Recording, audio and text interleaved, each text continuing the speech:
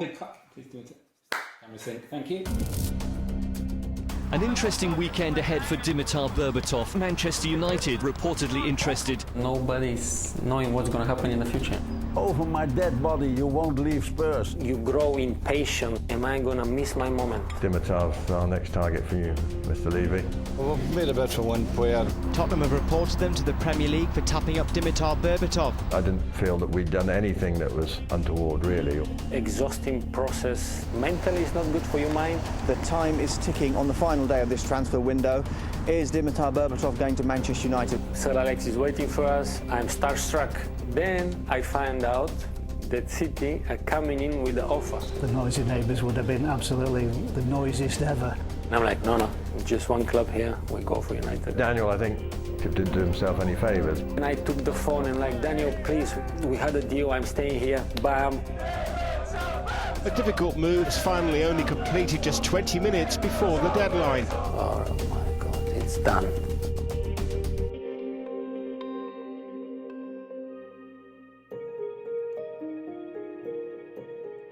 Dimitar Berbatov comes with a hefty price tag, but also an excellent reputation and an impressive scoring record.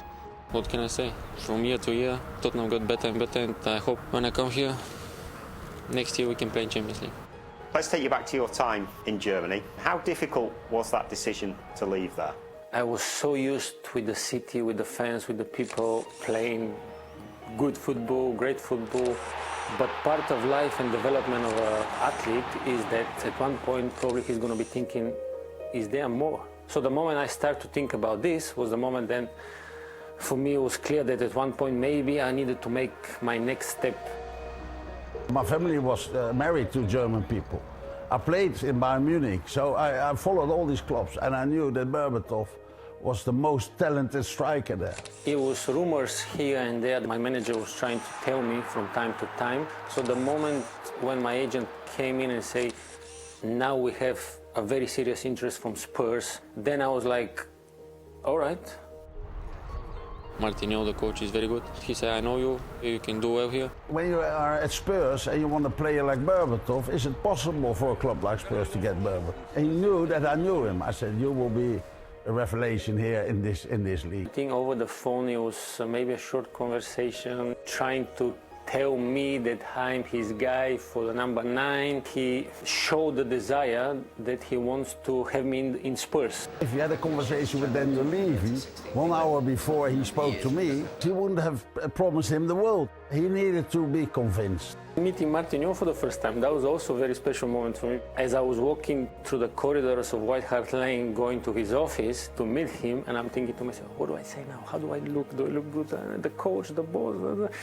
And then I'm going to the office and see him on his chair like this, and he's like, Berba, my boy, you know. And I'm like, oh my God, it's the Godfather here. Did it take you a while to settle in at Tottenham? Of course. When he first came, and he'll tell you this himself, he was a bit strange.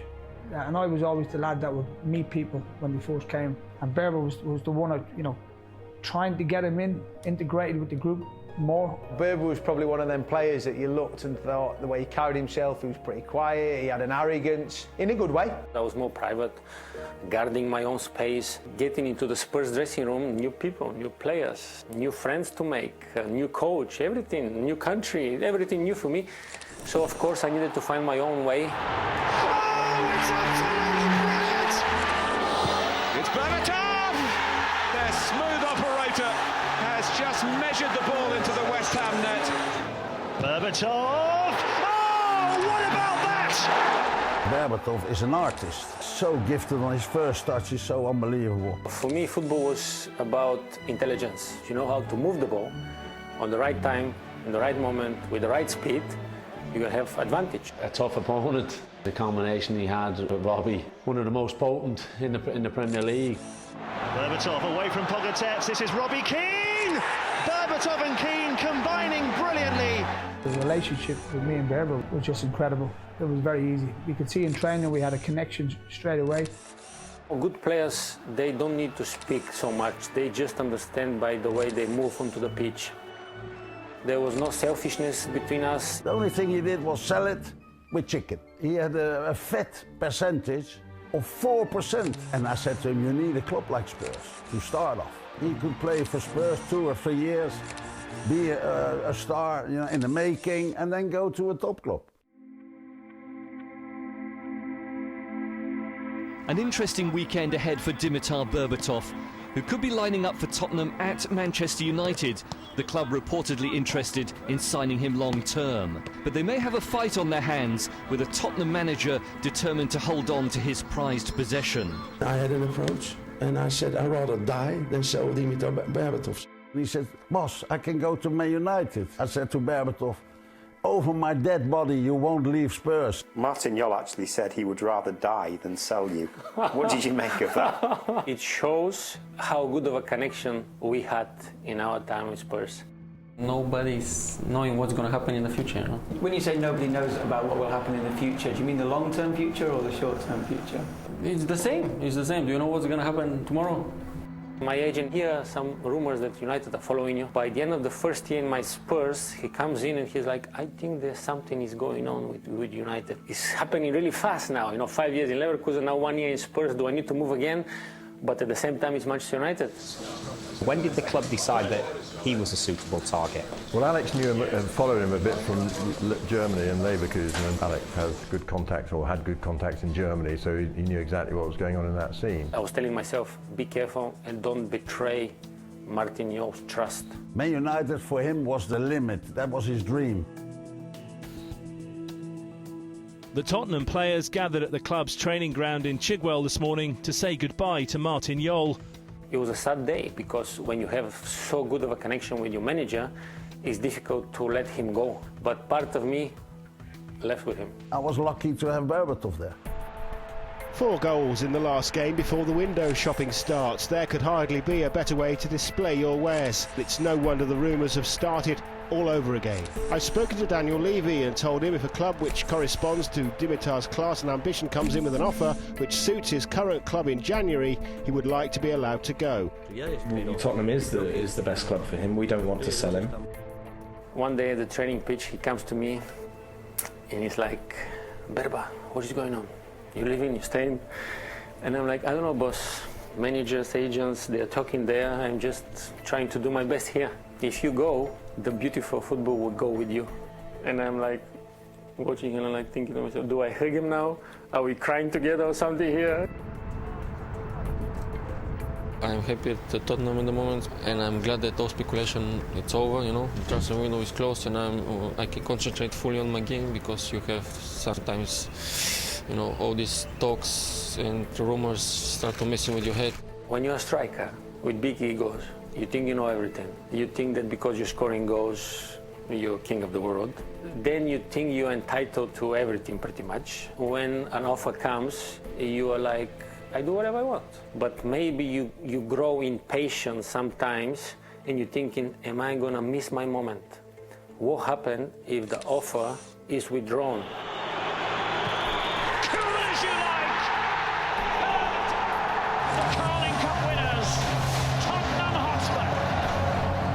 After that, it was getting clear that maybe I'm about to move. My agent now was telling me, look, you had a great season. United are coming. Now they're really serious. Manchester United are still the kings. We won the league and the Champions League, but we'd relied up front on, you know, 3 great players, Carlos Tevez, Wayne Rooney and Cristiano Ronaldo. And Alex, you know, felt that he needed another forward who couldn't rely on them being fit, available, etc. for the next season. Berbatov scores. Tottenham Hotspur have taken the lead. We played against him at Spurs, and Berbatov had this silkiness about him, and you just felt when you were watching him when he was at Spurs that his ability could transcend itself to the Man United stage. I tend to catch Daniel at the Premier League meeting and mention, oh, by Dimitar's our next target for you, Mr. Levy. I don't remember the exact price, but it would have been in excess of 20 million at that point. We recognised that Daniel wouldn't want to sell him. He was a key part of the Spurs team, and then, you know, we had to be realistic. Juan de Ramos, knowing he may not have Dimitar Berbatov signed up after this season. The reality is this, that Berbatov is with us at the moment, and we're going to enjoy having him with us. If he goes, then we'll have to look for a replacement for him.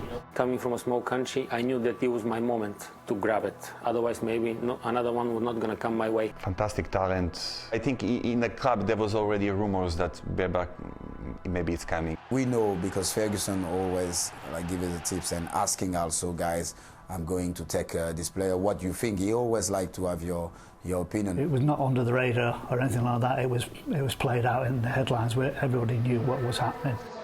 It was always difficult doing business with Spurs, as we know.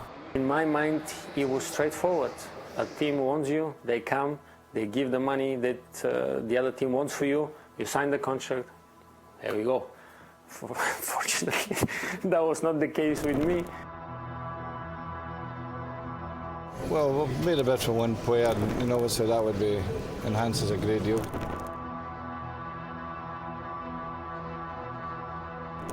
Sir Alex Ferguson arrived in South Africa as part of Manchester United's pre-season, but events at home have become more pressing. Tottenham have reported them to the Premier League for tapping up Dimitar Berbatov, saying that the player has made it clear he wants to join Manchester United and will now be a negative influence on the squad. Tottenham have written to the Premier League to ask them to investigate our actions. Spurs are choosing to cover it in the press as well, that's their prerogative, but we'll deal with it privately, we'll deal with any request for information from the Premier League, and let's see what happens. But I think it'd be totally inappropriate to make any public comment on that matter. It's a very competitive sport, football, and the transfer business is very competitive, so you have to go down there, you have to have thick skin and just get on with it. I didn't feel that we'd done anything that was untoward, really, or not best practice. I would have kept Daniel informed exactly where we were at, what was happening, and what our thinking was. I had notes of all my conversations and calls with him, so I could, that would be a record there. I think when you're dealing with Daniel Levy and Tottenham, he did what was best for Tottenham. We won't let people walk all over him just because Manchester United came in and said, right, we want Dimitar Berbatov. It was always going to be difficult. I think Daniel Levy at that time was proving to be a hard negotiator, and I think at times quite frustrating for someone like Sir Alex to deal with. Did you speak to Daniel Levy? I make it clear that now is the next step in my development. I need to go to make it happen for me. So he knew, we spoke, sometimes it was more calm, sometimes it was more voices raised. When you are new in a negotiation like this, like I was thinking, what is going on here? I mean, where am I? Do I need now to be more vocal and strong in my position? Do I need to relax and let my agent do the talking and stuff like this? It was fascinating.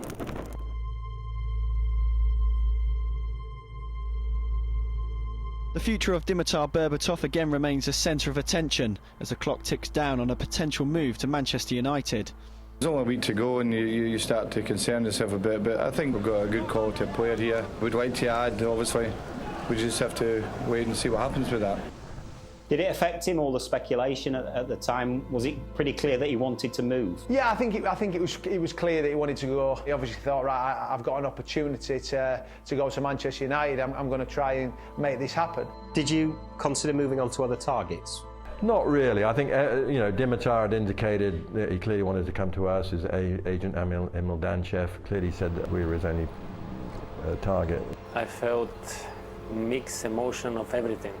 Sadness, of disappointment, of joy, happiness, and then again depression, thinking it's not going to happen, and it was very exhausting process, the whole thing. Honestly, I don't wish anyone to go to stuff like this. Mentally, it's not good for your mind. It can leave a bad taste in your mouth in a way of this is not how business is done, but at the same time, one team wants what the team wants, the other team is trying to get the best deal for the player, so it's a business.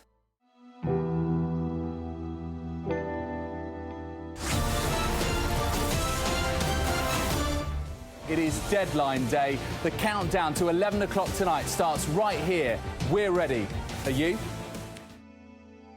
The time is ticking on the final day of this transfer window. Is Dimitar Berbatov going to Manchester United? Let's get to the final day then. You're in a plane heading to Manchester. The moment before we go to the plane, we went in the city centre to stay in the hotel. because we knew something is happening, so we needed to be close to the airport. So if something really happened, we need to act quickly. Basically working all day, ringing contacts in London, do you know what's happening? What do you know about this? Ringing United, can you tell us what's going on? The price was agreed, and then Dimitar was coming up to Manchester in a private plane. Ultimately, I think Daniel realised, and Spurs realised, that he wanted to come here. The deal had to be done. We tweaked the price slightly. They got it over the line. He's gone straight from his home, straight to Stansted Airport, straight to Manchester Airport.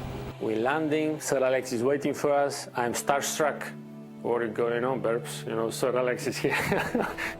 You're spending a lot of money on a key player for you, so that someone to go out and have that personal touch and make sure good to see you, we're going to get it over the line, given that confidence, I think makes sense. I'm thinking, what do I say now? How do I look? How do I react if he asks something like I'm 5 years old, not like a full-grown man? That was the measure of the man. If he's chosen you and he wants you to be part of something, then he'll go all out. He'll go to the extreme in some respects in order to make sure that the first person you see is a Man United representative. Bid has been tabled by Manchester City for Dimitar Berbatov in the last few minutes. We've made an offer. I think it's agreed between ourselves and Tottenham, and now really it's about the boy making a decision, I think. City come in and you're thinking, goodness me, this is another statement from them. When did you become aware that Manchester City had entered the race? On the way to the Carrington, then I find out that City are coming in with the offer. Are you on the phone to Robbie Keane saying, is he signing or not? Yeah, a little bit. Did you fear at one stage that he would go to Manchester City? No, I didn't fear it. If City had snatched that one right at the death, the noisy neighbours would have been absolutely the noisiest ever. The question now is, which hospital is he going to have his medical? Is it Manchester City's hospital or Manchester United? My agent is telling me, in the car, someone called him. He's in the front seat. Sir Alex is next to him. I'm in the back seat. So someone is calling him and telling him that. And I'm thinking to myself, so how do I react here? What do I say? What is Alex going to say? And I'm like, Emil, no. You know where we're going. We know what we came for. Just one club here, we'll go for United. If he sort of turned at the last minute and gone to Man City, then it probably wasn't the right player for us anyway. I was confident that he wouldn't go there in the end. I do think they were trying to get under United's skin. I think it was kind of like, we'll show you. We can certainly challenge you money-wise now. Any player United would have gone for that day, that summer, City probably would have thrown their hat in the ring as well. Why were you so set on United? It was like the badge, it was like the history, it was like the players, it was like the legends, it was like the trophies, the manager, the fans, the stadium, the aura. You definitely joining Man United tonight? We go to Old Trafford where the offices were. I go in, I see the whole table full of documents ready to be signed, if needed to be signed, but prepared just in case. Then I go to a different room with David Gill, with Sir Alex, my agent, the lawyers. It was up and down through the corridors, to the offices, people talking on the phone.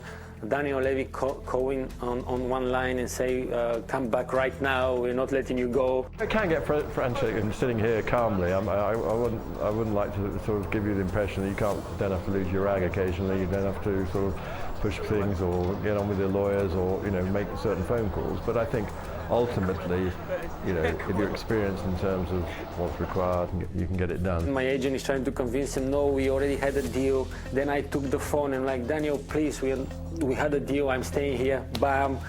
Then he calls again, a bit more calm down. Okay, maybe we can work something out. Maybe the price was going up at times as well, trying to negotiate it more time. And I'm just thinking to myself, it's not going to happen. Daniel, I think, didn't do himself any favours because he needed a replacement, and so he left it to the last minute. And so Frazier Campbell, who was going on loan to Wigan, Alex had to ring him. There's me, my dad, Steve Bruce in a little quiet room in the hotel. Everything is agreed. We've had the initial contacts with the club, Man United, sending the facts, signed our bit of the facts, faxed it back to them. The last one that we needed just wasn't coming, so we sat just waiting and waiting. Obviously, Steve's getting a bit agitated. My phone rings, but it's a withheld number. I answer, hello, young Campbell. I'm thinking, who's this? It's the boss, Sir Alex. I was like, oh, all right, so I'm sat there like, Sir Alex is ringing me. He's got my number. He said, I'm trying to sign Berbatov from Spurs, but there's a catch. He said, they're not willing to do the deal unless they get something. I'm thinking, what could they possibly want? So it's like, they want you to go on loan to Spurs. Steve Bruce was like, oh no. My dad was like, what can you do? You can't really say no to Sir Alex. The deal that we did at the end wasn't materially different to what we could have done 2 weeks or 4 weeks previously, and Daniel ends up, putting himself in a position where he gets a very promising young player in Frazier Campbell, but no way a replacement for Dimitar Berbatov. I remember that Daniel Levy phoned us and said the deal is done. Congratulations. James Cooper was out in the car park. I had Sky Sports on the television in the office, and it was scrolling across on mute, and he's speaking a bit. Is he going to get over the line? So I rang him up and I said, to give him the scoop. I was going to give him the scoop. Well, it's all signed, James, and he didn't pick up the phone. I've got people from Manchester United ringing me at the moment, but I've also got a text I've been waiting for all day saying that Dimitar Berbatov has signed for 4 years with Manchester United. He was one of those that went right to the wire. And we didn't really know until the very last second that United had got him. There was a lot of sweaty brows and fingers poised above printers and send buttons.